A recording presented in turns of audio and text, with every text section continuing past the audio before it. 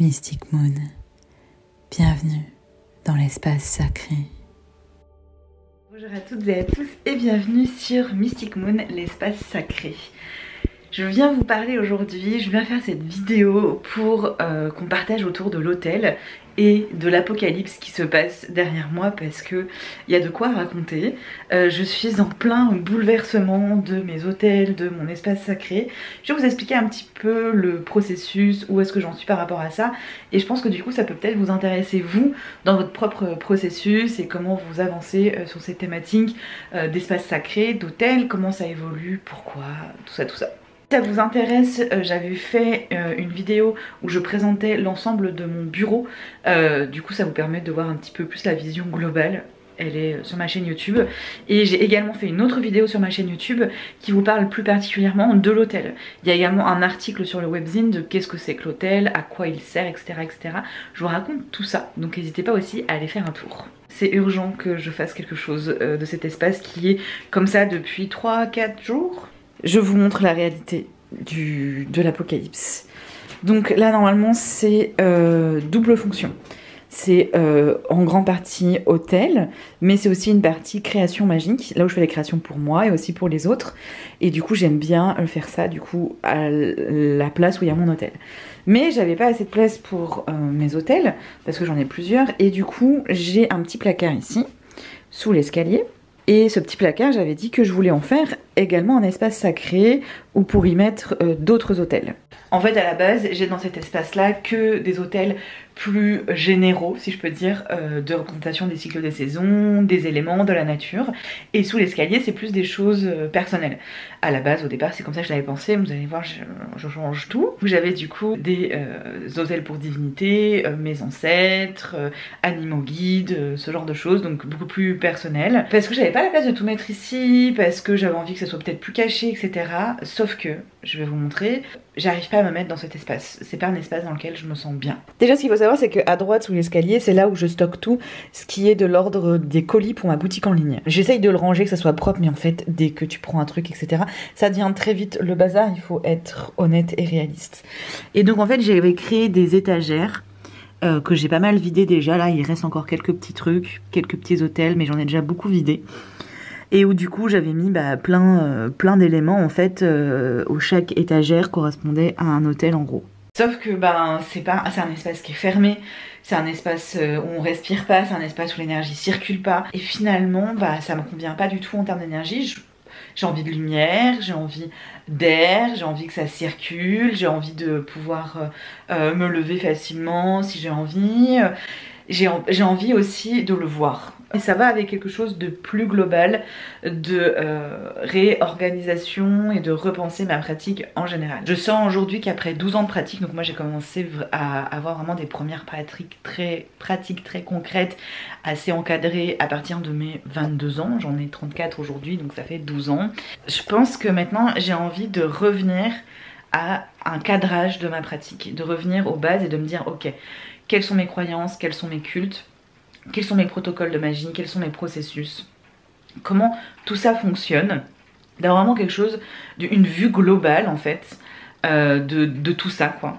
Et je pense que le fait de refaire mon espace sacré va m'aider à ça. Et tout ça aussi je le fais pour préparer l'automne, parce que cet automne c'est ce que je vais vous inviter à faire avec moi sur la plateforme Magie Saisonnière. Et donc ouais, je vais vous proposer de partir avec moi dans ce recadrage et vous proposer une introspection sur votre pratique, comment recadrer les choses, etc. Et c'est pour ça que moi je commence maintenant pour avoir l'expérience et puis des outils, des idées à vous proposer pour le faire vous-même à l'automne. Et je vais me lancer à tout ramener en fait, ce qui reste encore de sous l'escalier. Je vais tout mettre au même endroit pour avoir un petit peu justement cette vue globale.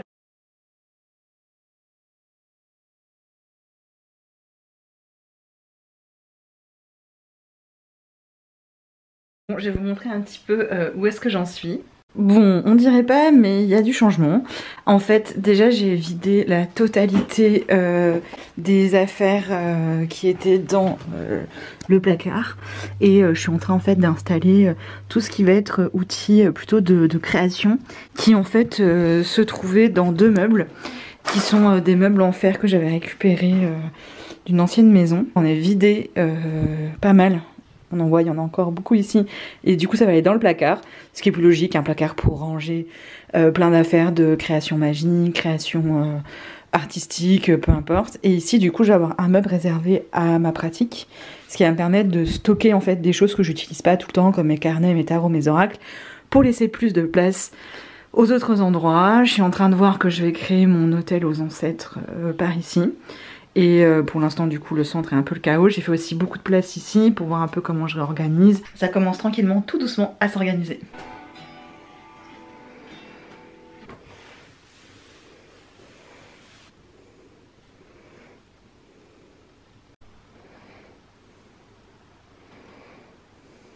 Salut, on est le lendemain, je vous fais un petit update. Ça a pas mal avancé au niveau... en fait les hôtels sont terminés.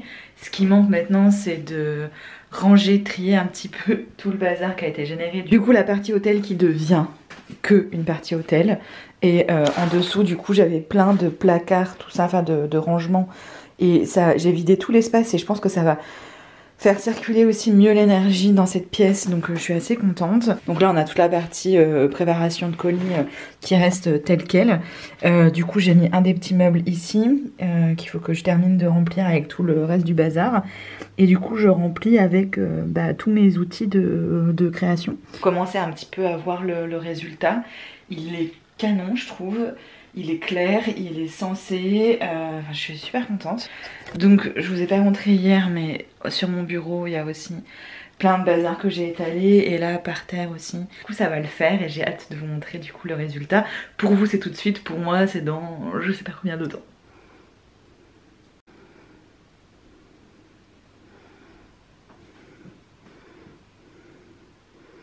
Je peux le dire, c'est terminé. Tout est terminé, je suis super contente, j'ai du coup pouvoir vous montrer un petit peu tout ça, vous expliquer un petit peu aussi ce que je fais maintenant que tout l'espace est mis en place. En fait je suis allée ramasser des petites fleurs et plantes fraîches dans la nature et je vais les mettre en offrande à mes différents hôtels.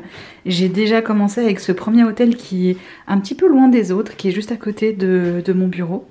Et où du coup j'ai allumé la bougie et où j'ai mis une petite fleur. Et donc ça c'est l'hôtel de mon couple, de l'amour que je partage avec mon mari depuis 12 ans maintenant. Donc voilà, c'est notre petit hôtel à nous et du coup qui est avec moi quand je travaille. Donc tout ça c'est mon espace bureau qui n'a pas vraiment changé. Un petit peu là, j'ai rajouté la carte du maraudeur qui n'avait pas encore été mise en place. Et du coup il y a une vidéo qui vous montre vraiment tout mon bureau dans le détail. Donc je vous laisserai voir. Mais en gros si je vous montre tout l'espace, c'est donc là mon espace bureau. Et en face on a donc mon espace hôtel, que je vais vous montrer un peu plus dans le détail. Je vais aller allumer les bougies, mettre les offrandes. Je vais aussi consacrer avec de l'encens. Je vais me faire un petit rituel maintenant que tout est mis en place. Ici c'est du coup un petit meuble où j'ai pu ranger plein d'outils pour ma pratique. On a ici plein d'oracles et de tarots, c'est ceux que j'utilise le plus. Je peux vous montrer, c'est des tiroirs assez profonds, c'est plutôt cool. Si ça vous intéresse, je vous fasse une vidéo sur ces oracles et tarots que j'utilise tout le temps. N'hésitez pas à me le dire en commentaire. Ici c'est tout ce qui est carnet de pratique, il n'y a pas tout ici mais il y en a un certain nombre. Ici c'est tout ce qui est écriture, des plumes etc. pour écrire. Ça c'est le bazar, c'est plein de petits outils si j'ai besoin. Ça c'est plein de bougies. Et ici c'est des grosses boîtes de tarot, tout ça qui tenait pas dans le premier tiroir. Donc tous les hôtels que je vais vous détailler juste après, mais pour que vous ayez une vue d'ensemble. Dessous j'ai juste une petite corbeille avec des papiers, des trucs comme ça. Ça c'est un petit meuble où je range plein de petits outils pour ma pratique. Là j'ai des bijoux, dont un mala. Ça c'est plein de petits outils comme ça, un porte-carte, une guirlande, des pommes de pin que je peux mettre sur mon hôtel. Ça c'est des nappes d'hôtel quand je fais des rituels. Ça c'est mon jeu de runes et mon jeu d'ogam. Ici c'est d'autres petits outils et là c'est tout ce qui va être les plantes pour l'encens. Donc c'est plutôt tout ce qui est encens. Là j'ai du coup ma petite étagère où pareil j'ai plein de petits outils, j'ai mes chaudrons, j'ai différents types de sel, j'ai mon encensoir, cloche. Ça c'est un petit coin pour l'animal du loup qui est pas vraiment un hôtel mais que j'aime bien représenter. J'ai ici des bols chantants, des petites coupelles pour faire des travaux avec de l'eau, ce genre de choses, un plus gros chaudron. Ça c'est toutes mes huiles. J'ai des huiles pour les ancêtres, divination, pour le corps, etc. J'ai de la cendre aussi ici, voilà. Et là c'est des petites plantes que j'utilise pas mal. On a de la lavande, on a du pin, de la rose, du romarin. Ça c'est quelques petites pierres semi-précieuses que j'utilise aussi pas mal. On a du quartz, on a de la pierre de lune noire, on a de la labradorite, de l'obsidienne, etc. Quartz, sélénite, un petit peu de tout. Donc tout ça c'est la partie hôtel que je vous explique après. Et donc là c'est un petit espace où je range notamment mes capes rituelles. Ici on a un outil qui est un couteau que j'utilise pour couper les plantes. On a ici un petit sachet. Et ça c'est un sac où je range plein de choses de végétales. On a de la mousse, du lichen, des écorces d'arbres, ce genre de choses. Voilà, et ça du coup c'est juste un petit mur d'inspiration avec plein de petites choses qui m'inspirent au quotidien. Un mur vert que j'adore qui donne beaucoup de chaleur et de verdure à la pièce. Ça c'est mon petit coin travail, méditation avec la vue sur la forêt. Et puis là, j'ai juste un petit emplacement avec des ossements. J'en ai mis là aussi, j'en trouve un petit peu partout, du coup j'en ai un peu partout. Sur la porte, pour vous dire, c'est ma couronne de fleurs de l'ITA 2022 du solstice d'été, puisque j'ai célébré en groupe autour d'un mât, on a dansé et tout, c'était génial. Du coup je garde ça en souvenir. Et donc pour ce qui est de mes autels, ce que je vais faire c'est que je vais allumer toutes mes bougies, faire mes offrandes et puis je vous explique juste après, en sachant que les offrandes de fleurs c'est vraiment juste là j'avais envie d'apporter quelque chose de frais, quelque chose de la nature, mais après je fais tout type d'offrandes qui peuvent être alimentaires notamment. Je fais aussi des libations dans ce calice de vodka notamment parce que c'est pour Odin. Donc voilà, j'ai fait toute une vidéo et un article sur le sujet des offrandes qui est vraiment complet. N'hésitez pas à faire un tour sur ma chaîne YouTube et mon webzine sur mysticsmoods.com. Je vous explique tout sur les offrandes, comment faire, pourquoi en faire, comment ça se passe. Et là du coup c'est de la vodka, c'est ma petite réserve de vodka pour mes libations. C'est de la vodka qui a du coup été bénie avec le marteau de Thor, le Mjolnir. C'est une pratique de paganisme et magie nordique. Et donc je vais faire mon offrande de vodka à Odin dans ce petit calice en bois. Et j'utilise une bouteille bien hermétique parce que sinon l'alcool ça s'évapore. Voilà pour ça, et j'ai oublié de vous montrer 2-3 autres petits trucs dans les outils avant de passer aux hôtels. C'est ici j'ai un pendule, ici j'ai un ciseau aussi que j'utilise que pour couper des choses dans le cadre de rituels. Et là j'ai aussi un petit pot avec une pince pour le charbon incandescent. J'ai une petite cuillère en métal, une en bois et des plumes pour la fumigation. Voilà, comme ça vous avez un petit peu tout.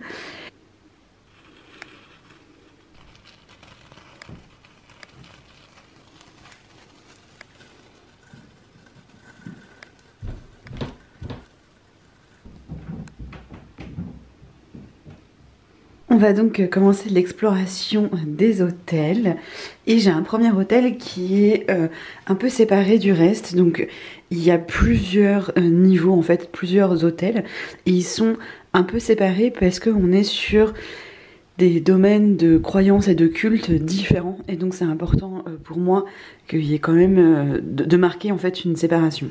Vous allez voir, j'ai par exemple ici un hôtel pour mes ancêtres. Ici ça va être pour un animal guide et le lieu.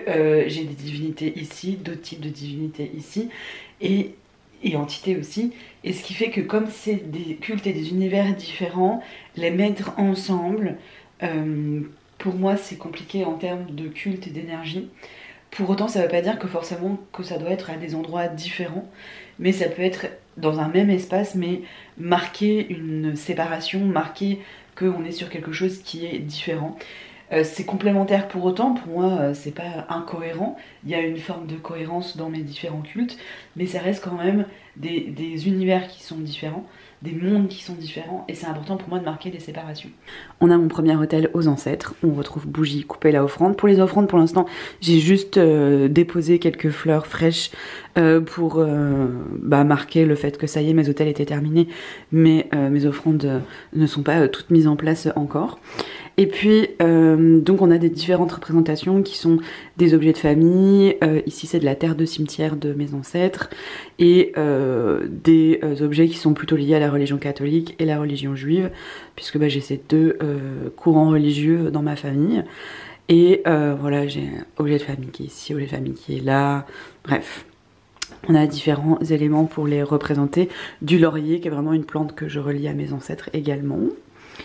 Le deuxième autel c'est celui-ci, et donc ça c'est un autel au cervidé qui est vraiment l'animal avec lequel j'ai un sentiment de connexion, de lien. Je trouve beaucoup d'ossements, de bois, de rennes, d'élan, de cerfs, de chevreuil, et du coup il y a vraiment ce sentiment qu'il y a une communication, un échange. Il me guide beaucoup dans mes méditations, dans mes voyages, dans mes rêves. Bref, du coup je lui ai fait un autel. C'est un petit peu plus large que juste pour les cervidés, puisqu'on peut retrouver ici, on peut voir une nappe avec un tambour, une représentation de tambour Sami. Donc Sami c'est le peuple natif de la Laponie, du nord de la Scandinavie. Et comme je suis sur leur territoire, c'est important pour moi aussi de les représenter, de les honorer, et donc il y a différents éléments d'artisanat Sami qu'on peut voir ici, qui sont des médailles avec les symboles qui sont utilisés dans leur tradition, dans leur culte. Ici pareil, c'est un petit calice avec, on voit pas, mais avec des symboles également. La coupelle à offrande, la bougie, et du coup plein d'ossements que j'ai trouvés dans mes balades. Et on arrive du coup à la plus grosse partie de l'autel. On va retrouver ici une partie pour les éléments. Donc j'ai le pentagramme avec les 4 éléments qui sont représentés autour. Pour les points cardinaux, j'ai du coup une boussole, et on a cette première déesse qui est la déesse Sif. Donc on est vraiment dans le paganisme nordique. Le paganisme nordique et la magie nordique, c'est sûrement ce que j'ai le plus étudié, c'est là où j'ai le plus exploré d'un point de vue théorique, d'un point de vue pratique, d'un point de vue historique, d'un point de vue légende. Et c'est là où je vis aussi, c'est rattaché à mon territoire, et c'est quelque chose qui me parle beaucoup. Je suis pas au nord de la Suède pour rien, et donc c'est quelque chose que j'ai beaucoup développé avec le temps. J'aimerais encore beaucoup à explorer et à apprendre, mais c'est vraiment des éléments qui sont très ancrés et mis en place aujourd'hui dans mes croyances et dans mes pratiques. C'est pour ça que vous allez avoir beaucoup d'éléments du paganisme nordique sur cet autel. C'est la déesse Sif, on n'entend pas souvent parler, et pourtant vraiment moi je l'adore. Je vais vous zoomer un peu pour que vous puissiez mieux voir la statuette et toutes ses représentations. On est sur la déesse de la terre, des récoltes, de l'abondance, et du coup j'aime beaucoup l'associer aux éléments notamment, et voilà, je la trouve magnifique. Ensuite ici c'est pour les saisons. Donc pour ce qui est des éléments et des saisons, j'ai une bougie et une coupelle centrale qui est un petit peu plus grosse que les autres du coup. Ici j'ai commencé un petit peu à mettre en place des éléments pour la saison. Donc ça va vraiment être mon assiette où on a... Enfin c'est saison, c'est les cycles, lunaison et saison, pardon. Donc il y a tous les cycles qui sont représentés ici, en plus des éléments là. Donc il y a quelque chose d'assez global qui se passe par là. J'aime bien avoir ces petites ardoises pour écrire des choses, mettre des symboles, des talismans uniques, ce genre de choses. Là en ce moment j'ai une petite calcite jaune pour l'été, le soleil. Du coup comme on est sur les cycles, j'ai le retourneur de temps Harry Potter. C'est plus comme symbolique en fait de l'espace-temps. J'ai du coup un pentagramme, une triple lune, et ça c'est un petit bouquet d'abondance que j'avais créé. Et pour l'été je trouve que ça fonctionne très bien. Ensuite on a un autel pour Odin qui est un petit peu séparé du reste parce que il y a une relation particulière qui se développe de plus en plus, et donc c'était important pour moi qu'il ait vraiment son espace avec du coup sa bougie, sa coupelle et son calice. de ce que j'ai ressenti, de ce que j'ai compris, il y avait vraiment cette idée que ça soit tout en bois pour Odin. Donc j'ai essayé de trouver des éléments, pour ce qui est des offrandes en tout cas, pour le calice et la coupelle, qui soient en bois. Aussi une petite calcite optique sur son autel parce que c'est vraiment une représentation importante de la culture viking notamment, puisqu'ils s'en servaient pour les aider à naviguer. Je vous laisserai aller voir si ça vous intéresse. On a ici une pierre levée runique, des marqueurs historiques, notamment des runes. Et comme Odin est le père des runes, c'était important pour moi aussi de les représenter. On a plumes de corbeaux, puisque ce sont ses messagers, les deux corbeaux qui l'accompagnent. Et puis en dessous, on a plein de petits symboliques et éléments nordiques. Alors on a les fameuses règles vikings qui sont historiquement plus que contestables, mais que je trouve assez sympas. Je les avais trouvées en Islande. J'ai un couteau aussi d'artisanat de reconstitution viking que j'avais trouvé à Stockholm. Et puis plein de symboliques et plein de symboles du paganisme nordique, avec notamment ici on a le weird, la représentation de la Trinité, et puis j'ai plein d'autres petits symboles. J'ai une petite rune ici qui est Féou, ça c'est une rune composée que j'avais créée, l'arbre monde, la Trinité, voilà. Donc on a cet autel-ci, j'ai ma corne pour faire mes libations en extérieur, voilà pour ça, et ensuite on a donc plusieurs divinités ici pour qui... alors, je vais vous expliquer rapidement, sachant que j'aimerais ajouter à cet autel Loki et les Nornes du destin. Donc il va falloir que je trouve la manière dont organiser tout ça. Juste pour vous montrer ici, j'ai un petit porte-carte où je mets ma carte de la semaine qui m'accompagne pour ma semaine, tout simplement. Et donc ici, nous avons trois divinités. Nous avons Elle, qui est une des déesses des inframondes. Alors il y en a plusieurs de possibilités de mondes après la mort, et elle en dirige un. Et donc je lui avais créé en fait une petite fiole avec certains champignons, parce que c'est comme ça que je l'avais exploré. Et puis ici c'est un petit objet qu'on utilise notamment pour appeler les esprits. Ça c'est le symbole du soleil chez les Samis. Ici du coup on a Thor avec qui j'ai un certain lien, mais j'ai pas développé de dévotion particulière. C'est vraiment pour le représenter. Pour elle c'est pareil. Là où il y a eu un travail plus profond, ça a été avec Freya, notamment parce que j'ai suivi une initiation à la dévotion à Freya, et donc elle a plein de créations en fait qui ont été faites en son honneur. Et puis on a du coup une représentation ici une bougie pour Freya, une bougie pour elle, et au centre du coup des offrandes. Voilà. Et on passe à l'avant-dernier autel, qui est l'autel plutôt de la forêt, des esprits de la nature, et pour Cernunnos. Alors Cernunnos fait partie du panthéon celte, là où tous les autres font partie du panthéon nordique. C'est pour ça qu'on a ici quelque chose où ils sont tous ensemble, global, et on a un peu séparé, un peu sur le côté Cernunnos. J'ai pas une dévotion à Cernunnos, mais j'ai un grand respect, beaucoup d'admiration, son archétype, son histoire, tout ce comment il a marqué en fait le paganisme notamment, ça me touche beaucoup, ça me parle beaucoup, et c'est notamment le protecteur de la forêt. Je suis entourée de forêt, je vis au bord de la forêt. Pour moi il a vraiment une place importante dans mon cœur, et j'avais envie d'avoir une représentation de lui. Donc j'ai recréé en fait un microcosme de forêt dans cette petite boîte où il y a des éléments de la nature, des éléments fabriqués, des petits champignons, sapins, de la mousse, du lichen, une petite déesse, voilà, il y a un petit peu de tout. Du lierre que j'avais fait pousser qui l'entoure. Ici on a une grosse écorce de bouleau, et là c'est une représentation un petit peu de maison de fées, dans cette idée des esprits de la nature. On a un petit lièvre ici pour la fertilité de la nature, ossements également, bois de renne aussi, voilà. Et au centre on a du coup une coupelle à offrande, donc bougie et coupelle à offrande également. Voilà pour ça. Donc là, on a la majorité de mes hôtels. C'est impossible pour moi en tout cas d'avoir une réelle dévotion et un réel travail profond avec tout ça. Mais c'est parfois des représentations, des archétypes. C'est pour les honorer, pour dire qu'on les reconnaît, sans forcément créer une relation profonde. Moi aujourd'hui, ma relation profonde, ça va vraiment être avec mes ancêtres, les cervidés, les cycles, les éléments. Et puis en divinité, j'ai un rapport assez particulier avec Odin et Freya. Et voilà pour ça.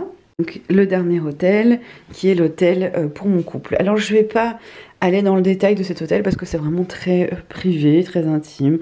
Mais vous pouvez peut-être voir une petite plante en forme de cœur qu'il m'avait offert. Il m'a fabriqué plein de petites choses en bois, etc. La coupelle, c'est une pierre en forme de cœur qu'il avait trouvée, qu'il m'avait offert. La bougie. Et voilà, plein de petits éléments qui nous concernent. Pourquoi avoir un hôtel pour mon couple? Parce que c'est quelque chose de central dans ma vie, dans cette idée d'honorer notre amour, d'honorer notre lien, de l'honorer lui, de m'honorer moi. Finalement, c'est un petit peu tout aussi, c'est l'amour que je me porte à moi-même aussi, l'amour qu'on se porte ensemble. Il y a quelque chose de très global à l'amour en fait. Et c'était important pour moi de le représenter et puis de le nourrir aussi dans l'invisible et pas que dans la matière, dans notre vie quotidienne. Et voilà, c'était important pour moi aussi d'avoir un hôtel pour ça. Voilà, vous avez eu un tour complet, un peu quand même de la pièce et de tous les hôtels. Ça vous a permis peut-être de vous inspirer, de vous donner quelques idées. Encore une fois, pour rappel, j'ai fait une vidéo sur l'hôtel et un article sur l'hôtel pour vous accompagner dans cette démarche. Il n'y a pas qu'une façon de le faire, il n'y a pas qu'une approche. Je vous ai partagé la mienne, ça peut vous donner des idées, ça peut vous inspirer. Je suis très très heureuse d'avoir fait ce choix là, de tout ramener dans une même pièce, parce qu'avant j'étais vraiment éparpillée. J'ai encore quelques petits hôtels dans la maison, j'en ai notamment un qui est au niveau du centre de la maison, qui est un hôtel pour la maison, pour les esprits du lieu, pour les esprits de la maison, pour son énergie, pour son âme, pour son cœur. J'en ai aussi un dans ma cuisine, pour la magie dans la cuisine, en lien avec mes ancêtres et aussi les ancêtres de mon mari. Voilà, donc j'ai d'autres hôtels. J'ai un hôtel aussi pour ma communauté qui se trouve dans une petite maison dédiée à la pratique aussi. Donc j'ai d'autres hôtels, mais mes hôtels à moi, avec qui sont vraiment reliés que à moi, si je peux dire. Le fait qu'ils étaient cachés, le fait qu'ils n'étaient pas facilement accessibles, ça me manquait beaucoup. J'avais du mal à nourrir, j'avais du mal à créer le lien. Et je suis vraiment heureuse et je le ressens personnellement là dans la pièce. Je ressens une énergie tout autre, je ressens quelque chose de fort, de puissant, mais aussi d'apaisé, beaucoup d'amour. Il y a vraiment quelque chose là en quelques temps quelques heures qui s'est vraiment mis déjà en place. Donc ça me confirme que c'était vraiment le bon choix à faire. J'ai réussi à m'organiser pour que ça prenne pas tant de place, même si vous voyez, je m'étale quand même pas mal, mais j'ai quand même toujours une zone ici importante pour mes rituels, donc où j'y déplie une nappe, où j'y mets les différents éléments si besoin, quand je peux pas pratiquer en extérieur. Et c'est là aussi où du coup je fais mes créations magiques. Donc je suis très contente parce qu'il y a vraiment quelque chose de global en termes d'espace qui est quand même toujours là, et en même temps tout est représenté, tout est à sa place. Et du coup je vais pouvoir faire mes travaux magiques, mais aussi le lien que je nourris au quotidien, et ça c'est avec beaucoup de bonheur. Je vous ai tout dit, j'espère que cette vidéo vous aura plu, merci beaucoup de m'avoir suivi. N'hésitez pas à vous abonner si ça vous intéresse, il y a plein d'autres vidéos qui vont arriver sur tous ces sujets des pratiques ésotériques et spirituelles. N'hésitez pas à me mettre dans les commentaires ce que vous en pensez, et puis je vous dis à bientôt sur Mystic Moon. Ciao! C'était Mystic Moon, l'espace sacré.